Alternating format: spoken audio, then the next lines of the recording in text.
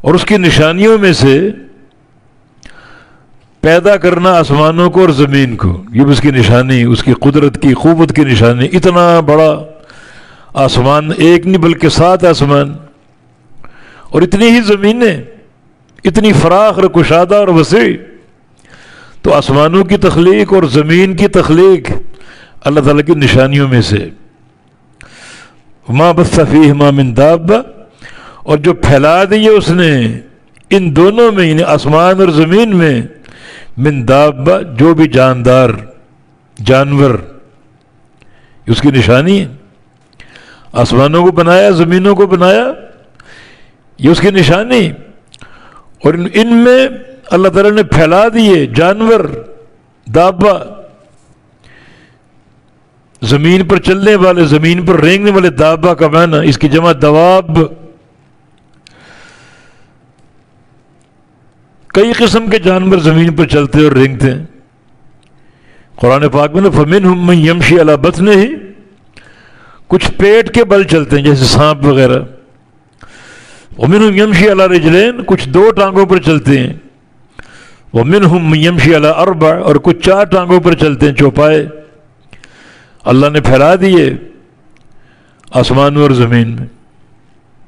اشکال یہ ہے کہ زمین میں تو جانور دیکھیں ہیں، موجود ہے، چلتے پھرتے ہیں، کیا آسمانوں میں بھی جانور ہیں؟ کچھ علماء نے تعویل کی کہ آسمانوں میں جو جانور ہیں وہ فرشتے ہیں، جاندار، جان والے فرشتے ہیں وہ. مگر اس تعویل کا کوئی مقصد نہیں ہے. دابہ، زمین پر چلنے والے جانور، شریعت خاموش ہے آسمانوں پر جانور ہیں یا نہیں. مگر جو اللہ تعالیٰ نے خبر دی تو ہمارا ایمان ہے کہ آسمانوں میں بھی جانور موجود ہیں. جنت آسمانوں میں ہے، اور جنت میں خوبصورت جانور اہل جنت کے لیے اللہ پاک نے تیار کر رکھے ہیں.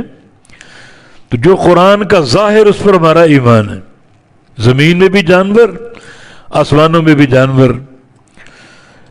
وَهُوَ عَلَىٰ جَمْعِهِمْ إِذَا يَشَاءُ قَدِيرٌ، اور وہ یعنی اللہ تعالیٰ ان کو جمع کرنے پر جب چاہے قدیر، قدرت رکھنے والا ہے. جب چاہے ان کو اکٹھا کرنے پر قادر ہے.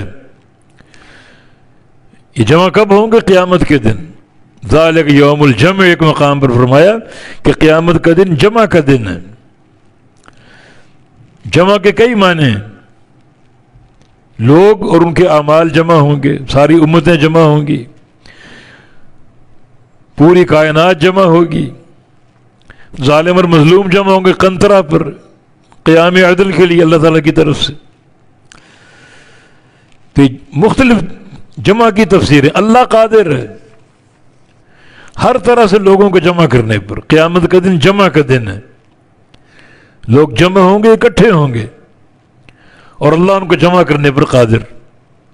جو کائنات پوری، حتیٰ کہ جانور بھی اللہ اٹھائے گا. جیسا کہ نبی علیہ السلام کی حدیث ہے کہ سینگ والی اور بغیر سینگ والی بکری کے درمیان اللہ تعالیٰ عدل قائم کرے گا. اگر دنیا میں سینگ والی بکری نے بغیر سینگ کی بکری کو مارا تو اللہ تعالیٰ قیامت کے دن بغیر سینگ والی بکری کو حکم دے گا کہ تم سینگ والی بکری کو مارو تاکہ آج میرا عدل قائم ہو جائے. تو حقوق کا معاملہ اتنا سنگین ہے، جانوروں کا کوئی حساب نہیں، مگر حقوق کے معاملے میں حساب ہوگا ان کا.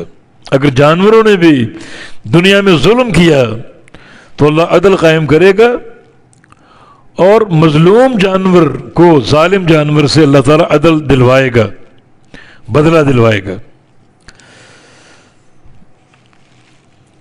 وَهُوَ عَلَىٰ جَمْعِهِمْ إِذَا يَشَاءُ قَدِيرٌ، اور اللہ ان کو جمع کرنے پر جب چاہے قادر ہے.